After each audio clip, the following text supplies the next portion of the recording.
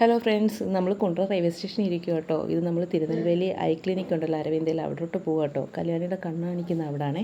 നമ്മളങ്ങനെ തിരുനെൽവേലി റെയിൽവേ സ്റ്റേഷനിൽ വന്ന് ഇറങ്ങിയതിന് ശേഷം പിന്നെ നമ്മൾ അവിടുത്തെ വെയിറ്റിംഗ് ഹാൾ ഉണ്ടല്ലോ, അവിടെ കയറി ഫ്രഷായി. അവിടെ ഫ്രഷായി നമ്മൾ നേരെ ഹോസ്പിറ്റലിലോട്ട് പോയി കേട്ടോ. നമ്മൾ ഇതിന് മുന്നേ പോയതാണ്. അപ്പോൾ അവർ സർജറിയുടെ ഡേറ്റ് പറഞ്ഞിട്ടില്ലായിരുന്നു. അപ്പോൾ അതൊന്ന് ഫിക്സ് ചെയ്യാൻ വേണ്ടി പോയതാണ്.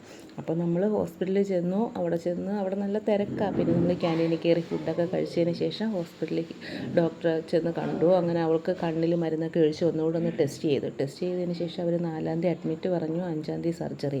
അപ്പോൾ പിന്നെ അവിടെ വേറെ പ്രൊസീജിയറൊന്നും ഇല്ലാത്തതുകൊണ്ട് നമ്മൾ അവിടെ നിന്ന് നേരെ തിരിച്ചു കേട്ടോ.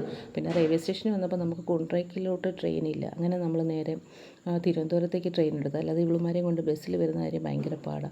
അങ്ങനെ നമ്മൾ തിരുവനന്തപുരത്ത് വന്നു. അവിടെ നിന്ന് വന്നതിന് ശേഷം പിന്നെ അവിടുത്തെ ബസ് സ്റ്റാൻഡിൽ അവിടെ വന്നു, അതും ഇതുമൊക്കെ വാങ്ങി. പിന്നെ നമ്മൾ ബസ്സിൽ കയറി.